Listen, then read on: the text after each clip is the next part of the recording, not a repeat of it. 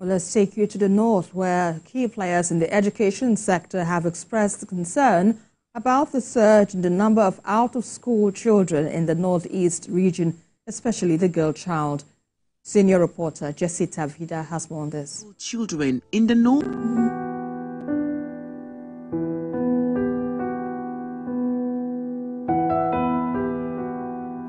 The increase in number of out-of-school children in the northeast region is significantly caused by the more than a decade-long Boko Haram insurgency.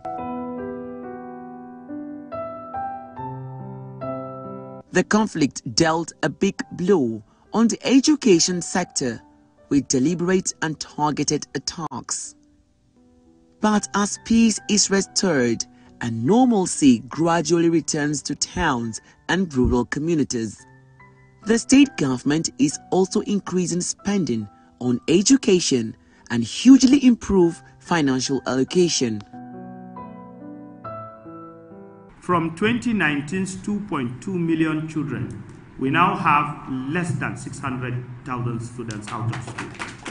And even that is not good enough to the standard of His Excellency Professor Zulum, and he has directed that this number be crushed by half before the next academic session. Yet, the enrollment rate remains low. It's a typical school day in Maiduguri. Parents rush to drop off their children at school in a hurry before the school bell rings.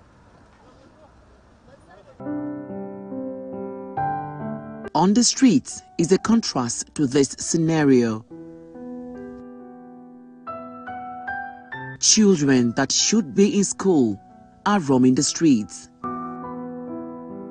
Most of them are below 15.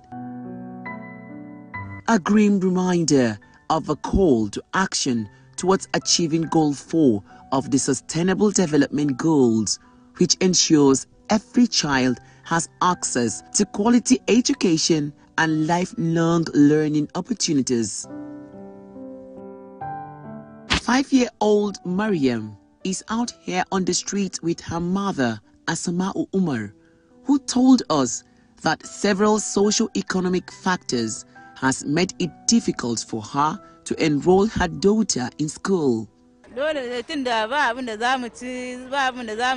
She says we have nothing in the house, no food, no water, and we still owe our landlord. School is not important to my daughter for now. We need to be financially stable before I take her to school. UNICEF's data shows only 61% of children aged 6 to 11 regularly attend primary school. They blame the poor implementation of a gender-responsive education sector plan for the rise in number of out-of-school girls. This issue is very pertinent, especially in the Northeast, where people don't have a full belief and then full trust in the education system.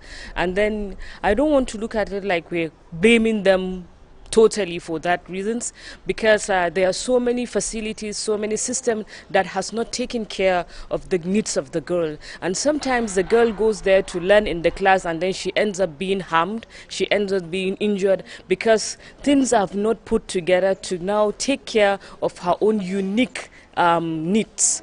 So these are things that we need to consider so that we could earn the trust of the people, because you cannot just do away with their religio-cultural reforms, but when you put a system that can check all these things, then you now get their trust. Another thing is also to have some strong government educational policies that will back them up, not just like something that is temporary, but if we have strong policies that are put together, then I think we'll get the trust of the people back. So it's more about trust. It's more about encouraging them. It's more about trying to show them that in this era, this 21st century, that there is no place for any illiterate child, especially the girl child, where we know that education in a girl is like education in a nation. So we have to go with this campaign. There should be a massive sensitization, advocacy, as well as involving the parents and showing them that their children can be safe. There are other partners promoting the girl child education, and also demand an improved education system that is gender responsive.